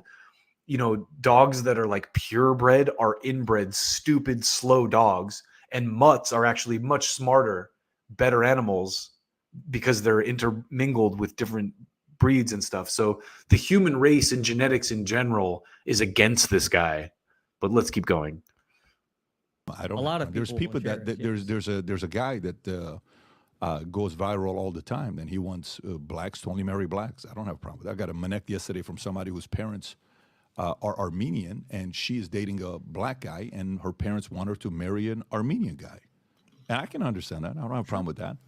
But going back to it, yes, you would be more white first, not America first. Well, there's a big difference. Americans are one of the sovereign nations of the European race. Just like somebody who believes that Iranians should only marry Iranians. Would you say that he is Arab first? What big There is nowhere in the Constitution that it says for Europeans only. Sorry. Today in America agrees with you. I would say that there are people who have individual opinions. If I'm going to point to somebody who believes everything I believe. No, just a specific thing about to say, I'm not comfortable with a Candace Owens being a president. I'm not okay with a Tim Scott being a vice president. I'm not okay. You put them on the ballot and you'll find out how it's many. It's not about believe finding. that. Oh, are you kidding me? Like we learned how many people did that when Obama won in 08. Yeah. I remember back when Obama was running, my conservative friends kept saying, oh, no one's going to vote for a black guy, dude. People say they will in polls, but like once they get in the voting booth, they won't do it. And they clearly were wrong about that. What I'm saying to you is, I don't disagree that there isn't a sect with you.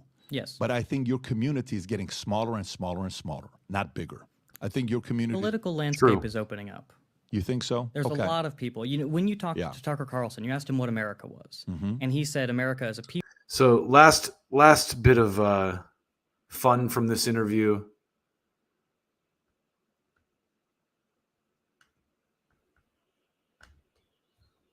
Here you go. Benefits I owe to America. I don't think America owes me anything. Okay. Nothing. I came here and I had 195 other options. Why did we choose America? Then, you know, we could have gone to Africa. We could have gone to Russia. We could have gone to, you know, at the time, Yugoslavia. We could have gone to, why did we come here? We owe America. This is why I served in the military. But I think Absolutely. the difference between you and Tucker, you've quoted a lot of people. Yes. You've quoted Tucker. You've Yeah. quoted Ann Coulter. Sure. See, again, I love that Pat breaks this down, because this to me is just more proof that a guy like this is an agent in the media to kind of like tie people like Joe Rogan and Tucker to his way of thinking, when it's like, yeah, does make some good points about American sovereignty and our ability to kind of like stay, our own country despite how open we are. But he's way different than these people. Joe Rogan, Tucker Carlson, Candace Owens, they don't see the world the way this guy does. And you watch liberals and the mainstream press lump Tucker Carlson and Joe Rogan into the same pool as people like this guy. And they're just not. They're not the same people by any stretch. They're not even close to the same. Joe Rogan is like the most open-minded, curious, liberal-minded dude when you actually listen to him talk. And this guy is definitely not that. Quoted Candace Owens. Ann Coulter dated Dinesh D'Souza. Okay? Sure, that's Candace Owens, I think she's black. I'm okay? pretty sure she is. And Tucker Carlson gets along with practically anybody, and it's not something. I would like to think I'm getting along with you. I don't think it's Tucker Carlson's one of the few people who showcase the Uhuru people and Amalia Shatelli when they were unfairly attacked by the government. Tucker Carlson's actually consistent with his views, despite people's race or political affiliations, which is very rare in this day and age. But along the differences, like I don't think a Tucker would want somebody to become a president based on their skin color and being white first. I think Tucker would want somebody to become president. Race is not purely skin color. Race is a broader aspect of the human experience. I get that, but I mean, Tucker has had Ice Cube. Tucker has had Vivek. I mean, Tucker's clearly not in the same realm as this douchebag. Listen, Candace Owens is as American as apple pie, and Candace Owens is black. She is black. You would be uncomfortable with her being a president. I ask you if you would ever marry somebody. No. Okay, cool. There's the fact that you're uncomfortable to say white first. You shouldn't be. You should be comfortable with it. America is a nation which is a part of what you see as the white race. Yeah. And I want No, to. it's not. I don't mind. I married a white girl. There's nothing in our founding documents that say anything specifically about the white race or Europeans or anything. It talks about mankind. From here, and regardless of how much people, Washington owned slaves. The founding fathers were flawed people. They definitely, but the framework that they built was a solid one. I think when you really look at it, it was designed for all people. And eventually the slavery thing it's been a rocky road. I'm not going to lie, but we had a black president. I mean, we're moving in the right direction. I think the public is far, far away from anyone. This guy, any of these guys, this guy's views, these, like Pat said, this guy's a shrinking minority. The ancestry, and I think she's British. So I married a white girl that you would support of, where she's from. But to me, I don't support somebody automatically because they are a member of my nation. I support people because of matters of their character and matters of their deeds. Not what it sounds like, though. It's not what it sounds like. It absolutely is. It's not what it sounds like. I think we should be able to have a country, if the immigration policy that you're talking about, where it's largely restricted to merit, you would believe it should be a meritocracy. Yeah. And people who have something to bring to the country should be let in. Right. If that was in practice for the last 100 years, do you think the country would be whiter or less white? Less white, absolutely. 100 years ago, going back to 1924. Sure. If that would have been practice, would it be whiter? I don't know. So we're only letting in people who could do something that you did. Yeah, I probably, if you allowed it based on what they did, I don't know, because the educational system in Japan is incredible. Okay. I think when I came to America from Iran, this guy would probably try to argue that our decline in recent years is based on immigration, and it's so not. It's so based on us allowing people who are known liars to continue lying and doing the things they're doing. The people that ran the Bush administration, who everyone viewed as completely corrupt and contemptible, now run the Biden administration. I just showed you video of Victoria Jabba the Hutt Newland, talking about how we need to strike Russia. And it's like, this guy's just completely delusional. Fooled you guys in math. Because, but wait a minute. Wait a minute. Japan is, but wait a minute. When I came here in 7th grade, I guess the point I was making is that the decline of the United States, to finish, is not based on anything related to immigration. It's based on corruption and just a continuing, ability to look the other way despite the bullshit that we keep going through.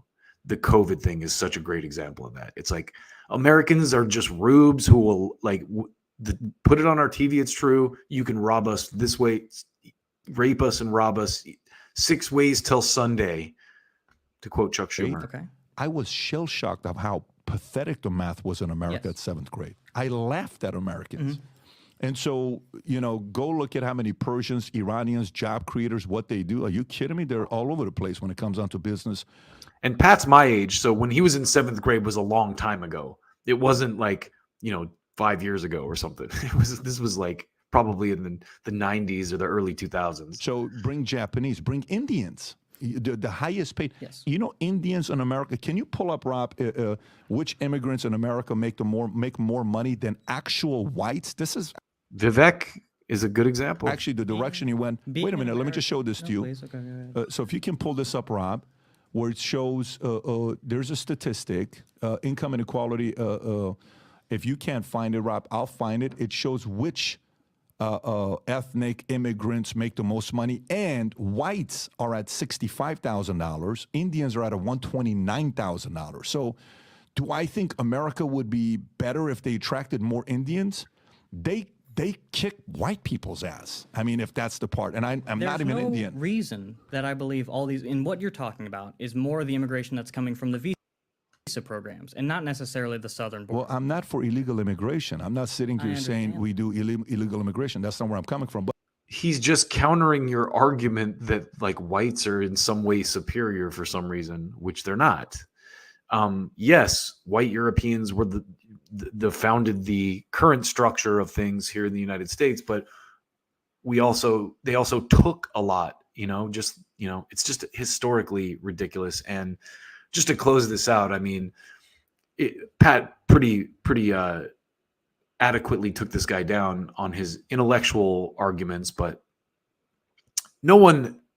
very few people see the world the way this guy does in 2024. I have children that race isn't even like a thing that they even think about. It's just my daughter and my son both have friends across the spectrum.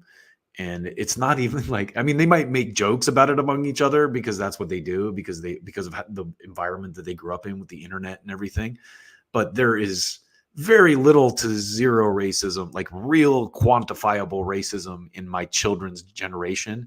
And I think that that's only going to, as we kind of like intermingle as a species and, the world becomes smaller through communication, that's only going to continue. So this guy seems like an absolute op.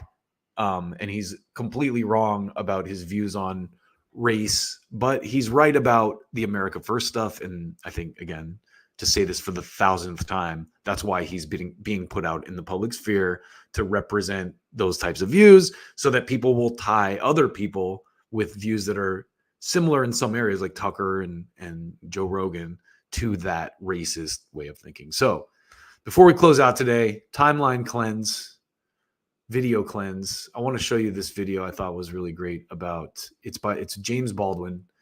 And Baldwin is one of the great thinkers of the 20th century. And I really feel this way. I think this is where we lost our way. And he just summarizes this so well.